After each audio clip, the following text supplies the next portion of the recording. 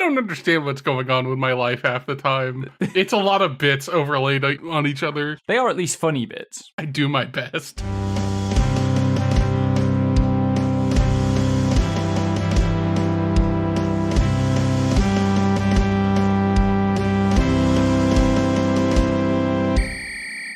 Hello.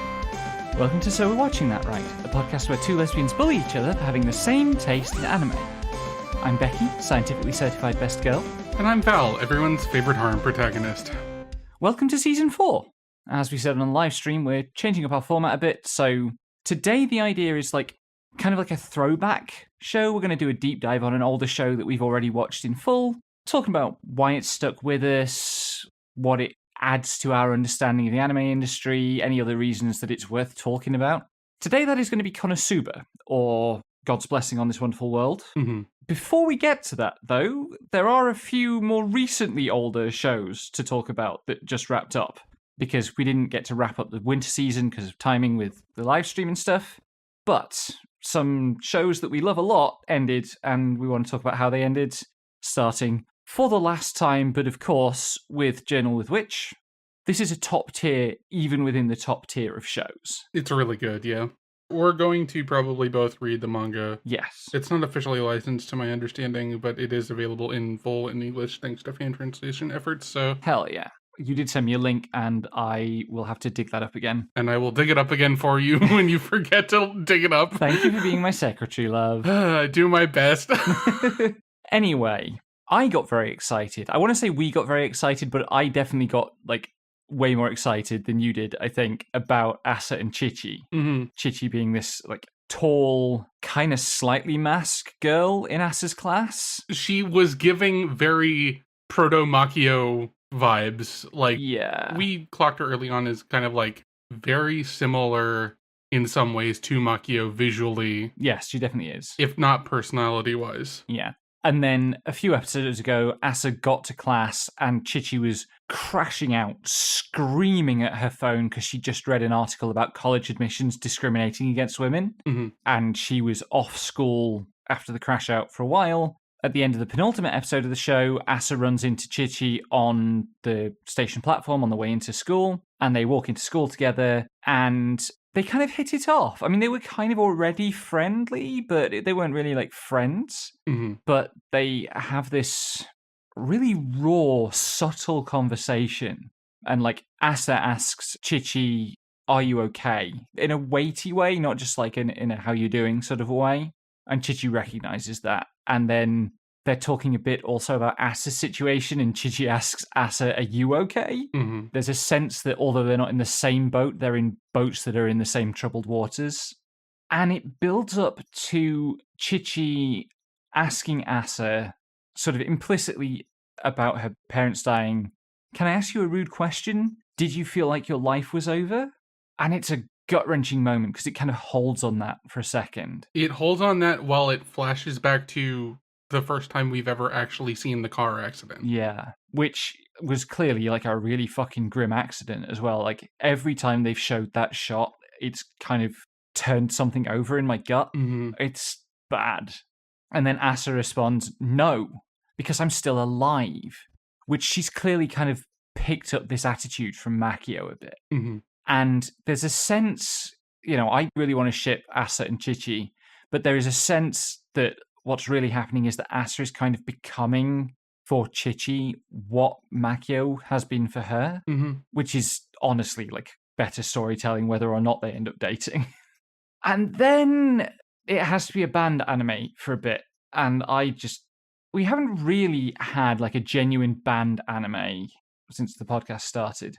And you're not ready for what's going to happen when we do, because I will be a mess for 12 weeks. Yeah, the problem is I think that, it's not going to be a shared show because I'm not really there for band anime usually. The structure is not really what gets me going, and usually the character dynamics are not what I really want out of a show. But yeah, I mean, there just also hasn't really been a band show the last 3 seasons. I mean, that too, but when one shows up, I'm probably not going to watch it. It's just not up my alley. Yeah, which means there's going to be 3 minutes every episode that's just me crying. Mm-hmm. I did cry at this one when Asa actually, did her performance.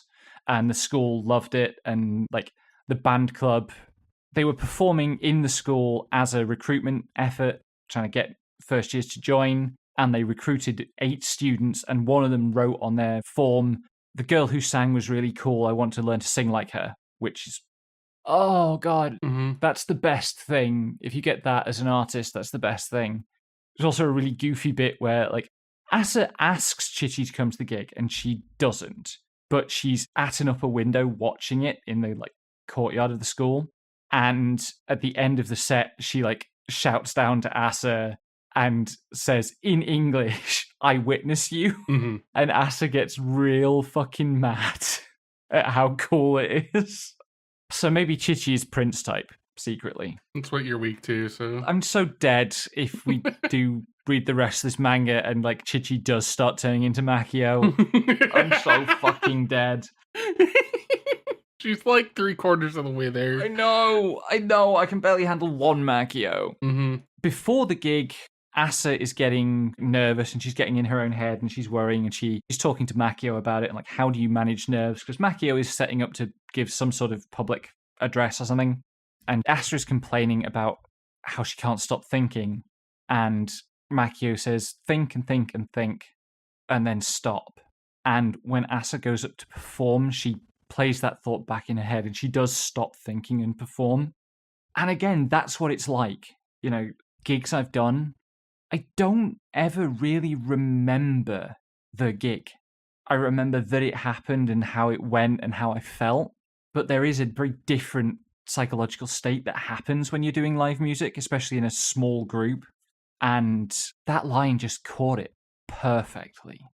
So I was already like primed to be a massively raw nerve. And then I cried. And then there's quite a lot of denouement, most of which we won't dwell on, but there is a scene where Asa is reading Makio's latest novel. Nope.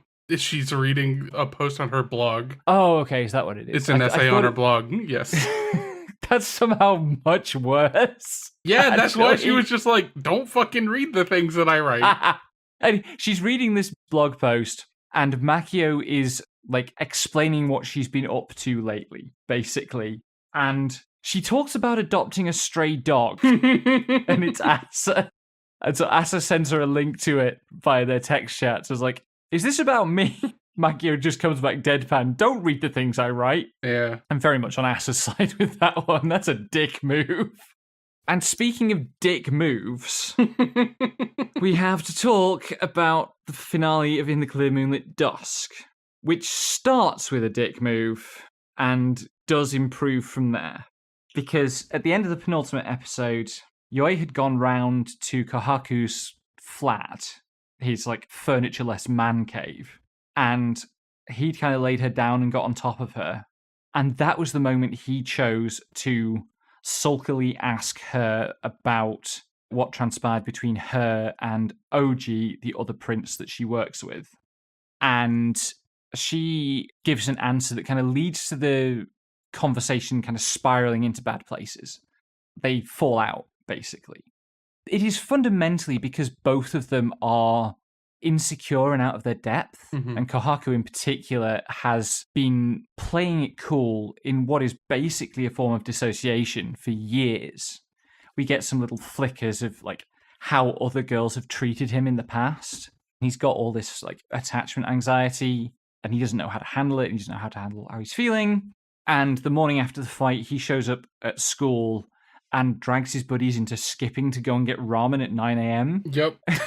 And then he doesn't eat his ramen. He's just like face down on the table next to a bowl of ramen. Which I think is just like, it's honestly a really funny display of like, you know how Journal with Witch had the conversation between the two dudes about like male rituals? Yeah. It's a really funny display of like, this is the only thing he could think of to get his male friends in a social space where he could talk to them about anything. Yes. Was ramen at 9 a.m. and then he orders a giant bowl of it and doesn't fucking eat anything. And then he gets gyoza as well. And then the gyoza arrive and that reminds him of Yoi. And he's like, shit, I need to actually take responsibility for my share of fucking things up and apologize to her. And spends the entire day after bugging his childhood friend for sweet shops, going and buying all this exclusive bullshit and also just some little sweet treats because the only thing he knows to like get on her good side is she likes sweets. Yeah. I'm gonna make it up to her. He buys a quantity of confectionery that would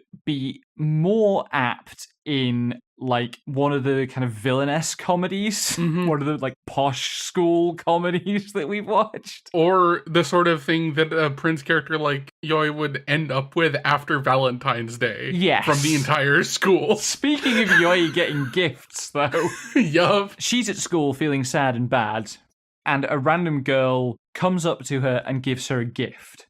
And like, we are reminded that Yoi is also a school heartthrob by this.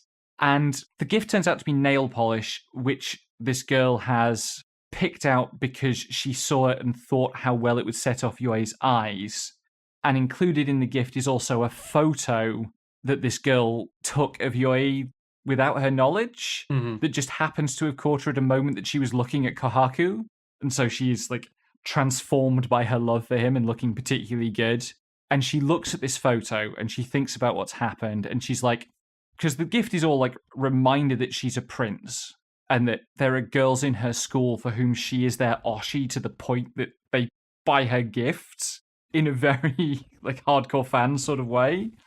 But she looks at this photo of her like very clearly in love and goes, I look like a girl. I look like a shy girl who's head over heels for a boy.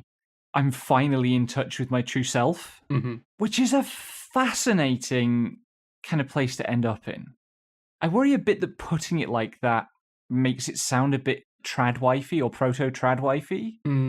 That's always kind of the concern with female characters who are, you know, kind of butch, kind of not very femme, but end up falling for a boy and becoming more feminine in little ways. Like, that's also true of, like, Tomo-chan as a girl. Yes. But, like, I think it's definitely not intended to read that way, and I don't think it comes across that way unless you really reduce it. Yeah, I think you would have to be very deliberately doing a hostile read to get to that, because the show has been, you know, subtly but very consistently has stressed the fact that everyone else's image of Yoi isn't entirely comfortable for her.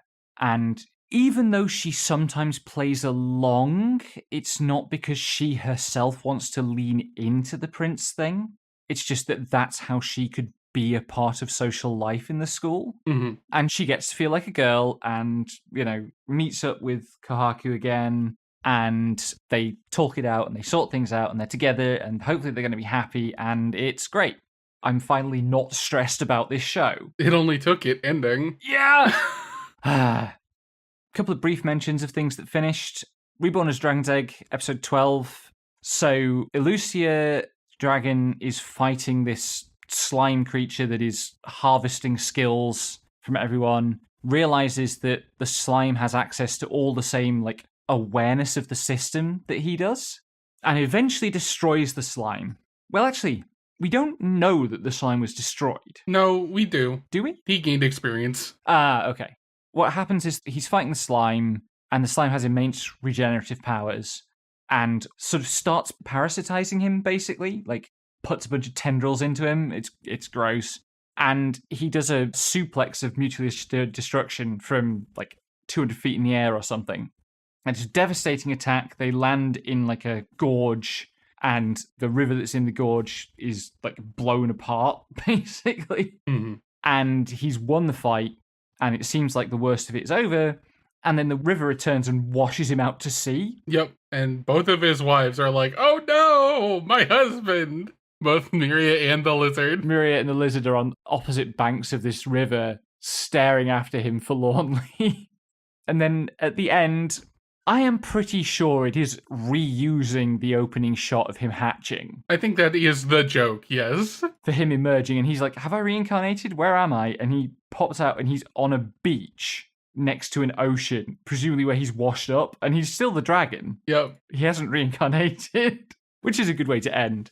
I think we both agreed that we'd like more of that if it happens, right? I'm probably going to read the light novel if we don't get an announcement for season 2 soon. It's good fun. Yeah, it's definitely a lot of fun, and I want to see where it goes. There are quite a few volumes of it. In less positive wrap-up thoughts, I finished The Villainess is Adored by the Prince of the Neighbouring Kingdom, which just was a nothing burger. Like, this show does not really mount any drama after about episode 5. Yeah. And the only moment in the conclusion that had actual teeth was one of the more interesting characters relinquishing her power and going to sleep for 1,000 years. It's just bland. I don't know what they were doing.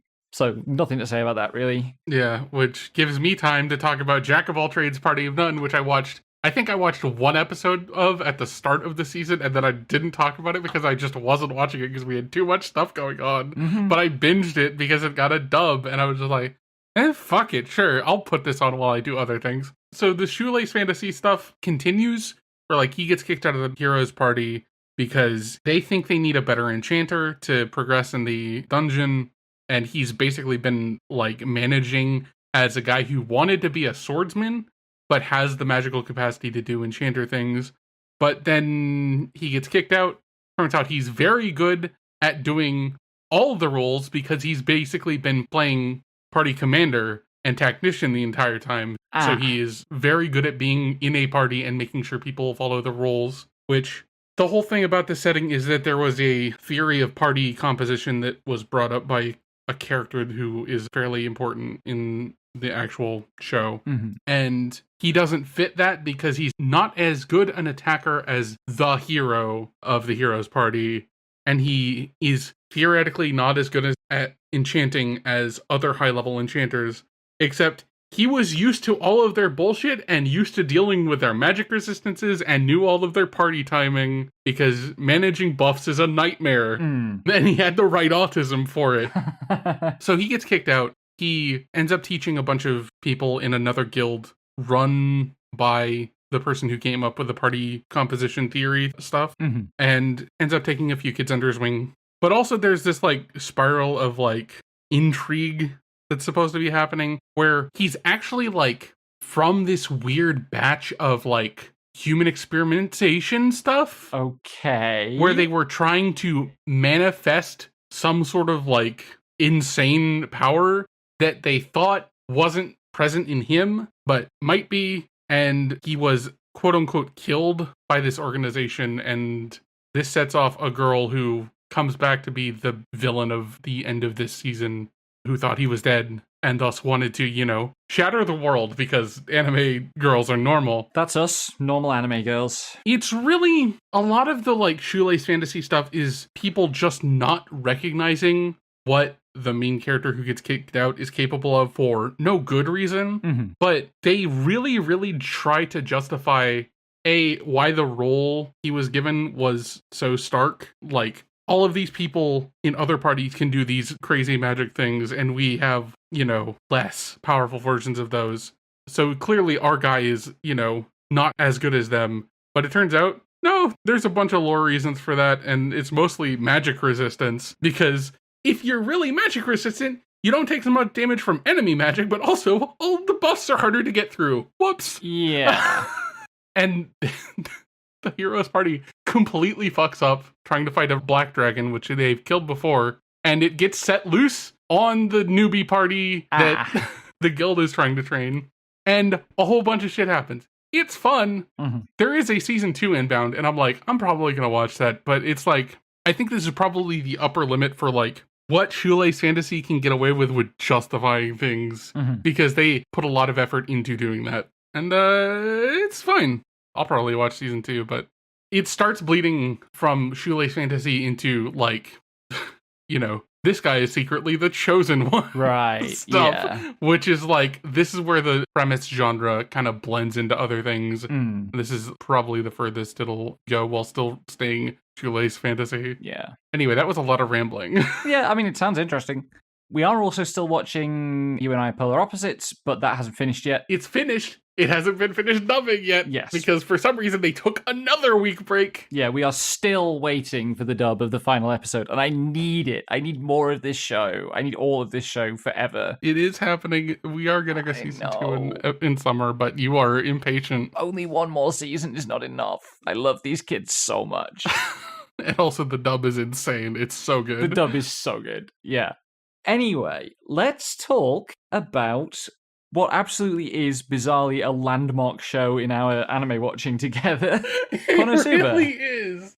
Oh, like this show defines so much of what we've been up to for the last year and a half. This is the only anime series I have written fic of. It's good fic. One day I will get you to share it with the world. No, you won't. Well, sorry, you are my world, and you're the only world that gets to see this one. Womp womp. Fucking dingus. So anyway, Konosuba, God's Blessing on This Wonderful World, is an isekai series where the main character, Kazuma Sato, is nearly run over by a tractor and has a heart attack and fucking dies. That is how it starts. Yep. And then gets reincarnated into another world. And the goddess who is reincarnating him offers him a choice of basically one cheat power. And he looks at all of them and he's just like, these are all really good. I'm having choice paralysis. She teases him like one too many times and he's just like, I'll take you. And thus his fate is sealed. Because holy shit. Yeah, so he gets dumped into Isekai world with Aqua, the goddess, basically like with him, now somewhat disempowered as a goddess. Mm-hmm. And then many things occur. Many things occur. I'm just going to go through all of these bullet points and completely rearrange them, basically. Okay. It does have, like, an overarching plot line, but it is vastly overshadowed by the fact that this was a web novel when it started, like a lot of series. Web novel, right. That makes sense. Yeah, one of the things I was going to ask was, like, I know it was a novel first. I wasn't sure what the publication schedule on that was, but if it was a web novel, it really feels like that. Yeah. So in Dan Olsen's 50 Shades reviews / videos, he talks about how a lot of stuff is serial and a lot of stuff is episodic and not all of them are the same, like, media. It's not an 100% overlap. Mm-hmm. This is a very serial story that does not feel episodic very often. Yeah. But especially if you're reading the light novel, there is a lot of, like, overlap in ways that, like, they made a concerted effort to delineate episodes because you need to do that to make light novels. Yes. But it still comes across as, like, there's a lot of bleed over and it just kind of flows from one thing to another. Yes. Just for clarity, you mean like bleed over from one episode to the next? Yes. Or volume. Yeah. It definitely feels like they did a lot of revision in moving from web novel to light novel, where they found purpose for a lot of characters that wouldn't have been, you know, terribly robust otherwise. Like, what's her face? The princess. I forget her name. God damn it. Not Petralka. The one who's, like, kind of basically the Petralka of this show. Princess Iris. That's the one. Yeah, Princess Iris, apparently in the web novel, according to the author's notes at the end of one of the volumes, was basically like a one-off character who didn't come back up much. And then she became a lot more important in the light novels, and she's really good. And also a lot. Yeah, I think probably the way I would describe the arcs in the anime as they've come up so far is like the first season is very much the, like, party getting to know each other on, like, a very basic acquaintance level. Yeah. And getting to know Axel, Yeah. like, the starting town that they're in. In some ways, it is, like, a very extended introductory arc. Like, you know, it's the equivalent of a Sentai show's, like, first 3 episodes where the team comes together, but it's a whole season. Yeah. So this is actually worth noting. The first season, first core, is only 2 volumes, more or less. The second season starts with him on the stand, maybe getting put to death, and that's volume 3. So it feels like it takes a bit to get rolling. And I think I've said before that, like, all of the character beats that I really like from Konosuba start in season 2, because it's definitely like the introductory module in a TTRPG kind of thing, where it's just like, okay, here's your party. Get to know each other and what you can do a little bit. And all of the characters in the show are built like joke characters. Yes, it does, partly because of that serialized form. And, you know, some web novels are a bit like webcomics used to be, where you'd start out with a gag a day format and it would just kind of accrue lore. And this story very much feels like that, where you start out with a scenario and the characters go into this world and they bobble around and they just pick up attachments and also recurring bits like getting eaten by giant frogs. Mm-hmm. And it's very like how like a classic long open-ended D&D campaign. You create these characters and they set off episode 1. They're going to clear out the kobolds in the cave near the village, and somehow 10 years later, if the playgroup survives that long, one of them is the emperor of a small nation, and one of them now like runs a coffee shop, and one of them is inventing the sex sheep. That wasn't a D&D game, and it wasn't one I played in, but it was a story that the first group that I ever tabletop gamed with told about a game that they played before I met them. One of the characters inventing the sex sheep. I will say that like the structure of tabletop gaming typically in Japanese gaming environments is pretty significantly different from Western ones, where it's a lot more like the equivalent to one-shots, where you keep bringing the same character, but it's just like really contained arcs that you then, kind of build up this long story of stuff that we did as our characters. And it definitely feels like something like that was an influence here. Which was a point that I remember you saying you got that point from the Konosuba TRPG. Incorrect. No? I got that from the Log Horizon TRPG. Oh, bollocks. I thought it was Konosuba. Nope. I feel like... So one thing that came of us watching this, was I started working on an isekai tabletop system, which I still hope to get back to, because I did a bunch of work on it and I think it's good. And it's a very Konosuba-oriented isekai kind of system, in that it is very deliberately about the goofs. And that just... a character will pop up and then the character will be too funny to leave off after one time, and they'll bring it back again and again. Yeah. It's also worth noting that while neither Kazuma nor Aqua is exactly the kind of character that I would play in a tabletop game, they both have basically the same kind of energy that I prefer in my tabletop characters. Which is to say that regardless of whether they are doing good things or bad things, or their motives are selfish or altruistic or emotional or whatever, you always have the slight feeling that there's something off-putting about them. Like, whatever this guy does, I kind of don't quite want to be around him. Yeah. It's very much the energy I go to with my horrible rats and bugs. Yeah, very true.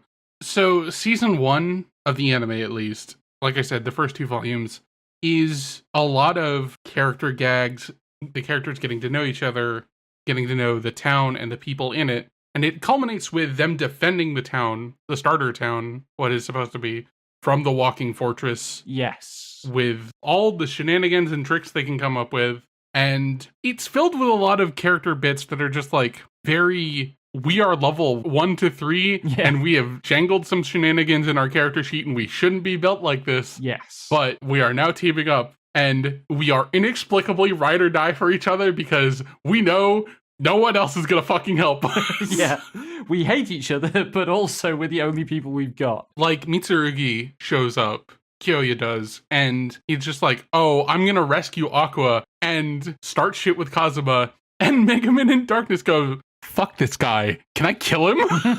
Which is just like extremely new D&D player response to being held responsible for your insane plan of locking a goddess in a cage and throwing her into a lake full of crocodiles. Like, hey, I don't like you throwing a girl I have a crush on in the lake with crocodiles. Well, fuck you then. Yeah. And like, so much of this show, particularly in the first season, is about the characters being shitheads. And that getting them into trouble, and they make all these schemes and they don't work. It's like a whole show of like a very specific kind of sitcom character. Yeah. And I don't really know enough about sitcoms to identify which sitcom character. I think it's the Kramer. Probably, yeah. Like, always got a scheme, and the scheme never actually works out the way it's supposed to. Like, Kazuma and Aqua spend most of the first season sleeping in a stable because it's all they can afford. And we get lots in that season, actually, of Aqua dressed for work in the medieval equivalent of athleisure wear, and it's the best she ever looks. God. But yeah, like, season 1 is definitely like getting acquainted with the town and the party, and then season 2 is like, we're going to have some consequences play out with Kazuma being put on trial. We're going to get tasked with like exploring a dungeon nearby. And then we end this season by going to a hot springs So, like, it's the first time they really go out and venture out into the world and have the world kind of acknowledge them. Yes. Especially because, like, Union also shows up in season 2. And it's like, oh, yeah, right. These people in my party have, like, lives and relationships outside of this city. Yes. And I don't know how to describe season 3 except more. It's definitely like season 2 is when you are reminded that like the DM remembers that all of these characters have backstories that they can toy with. And season 3 is when they start throwing real shit at them. Yeah. And like, I guess on the kind of plot structure thing, kind of final note on that, I very much feel like I remember it having a plot overall. But also, I don't really remember what the plot was. I just remember that the feeling that it was going somewhere was really important to making the amount of time it spends on character bits actually work. We should also clarify, by the way, at the end of season 2, when they go to the hot springs, it's not to do a classic hot springs episode. It's the hot springs are cursed. Yeah. Everything that happens at the hot springs is also fucked up. Yep. A lot of it is like, you know how there's always like adventure hooks where like something little is wrong. We're going to go investigate it. And then something big turns out to be hiding behind it.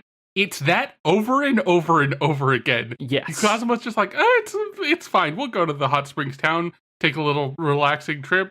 Oh God, it's full of a cult. That's normal. And also the baths aren't working. That's not normal. Yeah. And we can fix one of these and it's not the cult. The cult is beyond fixing. Yeah, because they're Aqua's fans. Yeah. And like, overall, this is a deconstruction, right? It's very kind of genre savvy. It's very reflective on its genre.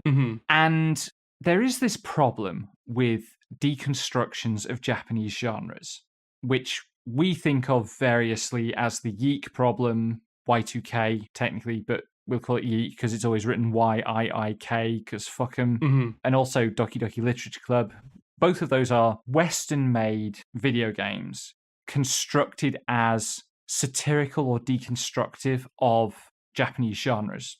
The JRPG for Y2K, Doki Doki Literature Club for dating games, visual novels. And the problem with those is always Japanese creatives have done deconstructions of their own genres that are way better informed. And also done with a lot more love. Yes. And awareness is part of that love, but it is like the difference between razzing someone in a way that they're, comfortable with, or at least like understanding of, versus just bullying them. Yeah. I mean, it's the difference between like the kind of razzing we do of each other on this show, because we know each other, we can get away with that, versus a stranger shows up in your mentions to give you shit. Yeah. But this show is doing that work, and it does love isekai shows. It takes the piss out of isekai character archetypes a lot. It is never about, and that means this whole genre is bad. Yeah, it's definitely like, I would not be this savvy with the genre if I was not also deeply fond of it. A lot of things you will see are like, criticism comes from a place of wanting things to be better because we like the core of what is there. And that's the kind of attitude going into this, even if it's not like criticism so much as like mocking it a little lovingly. Yeah. I mean, there are some things that it's specifically about. Like you mentioned the resemblance between Kazuma and Rance, which we are not. Yeah, we're not ever going to player watch probably, because it's just like, I probably don't need to player watch that. Yeah. But a cursory examination of Kazuma and the style he specifically chooses and Rance, it's just like, okay, this is a boy who is playing Eroge a lot. He probably knows who Rance is and is probably excited to be like Rance. He does not have the backbone to be that much of an asshole. Yes. He is a sniveling little creep. He's kind of rancid, that's how they but like he's him. not as rancid as Rance is. Yes, exactly. But, the big secret of this show, and the reason that we're ride or die for it now, is the way that the characters grow on you.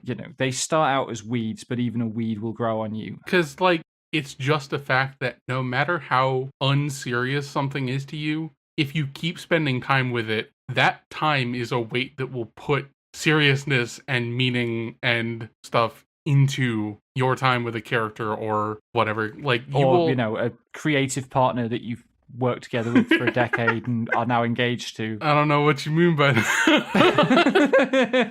But yeah, like you will see so many, we're going back to tabletop because it's a really apt comparison. You'll see so many tales of joke characters being played by people who last long enough to stop being jokes, even if the joke part is still intact. Which does summarize Darkness and Megumin. Yup. Darkness is the paladin who's a big masochist, so she's always first into battle so she can get beat up most. And Megumin is the mage who has perfected one spell which uses all her mana so she conks out afterwards. Yeah. And she gets her own show dedicated to the process of her learning that. And both of those girls made me cry while reading the light novel, and I wrote fic about them both going, you know what? Fuck this competition, let's both date the idiot. And him going, okay, that's fucked up. I made a joke about a harem, and apparently that's happening now. So, you know. I get to fondle more titties. Oh, wait, Megumin doesn't have any. That's really cool. She's still growing. The sweetness of both of them really just grows very, very slowly and very subtly through the whole show. There's a bit in the second season where there's a montage sequence where every day Kazuma and Megumin are going out of town so that Megumin can practice her spell. No, I think that's the first season because it pisses off the Dullahan. Right, yes, yeah. And it's the same shot of them walking along the same patch of road in different weathers, and like sometimes they're in the rain and like holding umbrellas and stuff. And one time it's beautiful weather and they're skipping and whistling together. And we've watched whole rom-coms that do not manage to be as sweet as that scene. It's so lovely. Yeah, and season 4 is going to have some stuff with Megumin, and if we get to season 5, it's going to have some stuff with Darkness, and I might cry at both of them. We don't know. When we finished watching season 3, you went crazy and read the entire 19-volume light novel sequence. 17. In like a week. Yeah, in a week. 17, okay. And then you had to write a fic. to fix fixing the relationship at the end, relationship situation at the end. And I'm so glad that fic exists, because I think if I didn't have that to make the ending like not bittersweet, I would feel bad. You haven't even read the thing. No. the actual ending. You've only read the sweet fix-up. I would die. Sweet fix-it ending. You have also told me a lot about what happened. Yeah, because I needed to vent to someone and I didn't want to dump it in public to see how much fucking shit. I dumped a lot of it in public anyway, but like some of it, I was just like, I need to tell my wife. Yes, help. It was adorable. I love you so much. Shut up. Konosuba is good. You should watch it, or read it, or engage with it somehow. I think that does us. Yeah, I think we're good. So, Watching That Right is a project of Slimebug Productions. Intro and outro music is by me, graphics are by Val. You can find us on Blue Sky at slimebug.bsky.social, YouTube at youtube.com/Slimebug Productions, Patreon at patreon.com/Slimebug Productions. Download all episodes from Libsyn at slimebug.pro and join our Discord via the link in the description. Thanks for listening, and until next time, may anime neither betray nor disappoint you.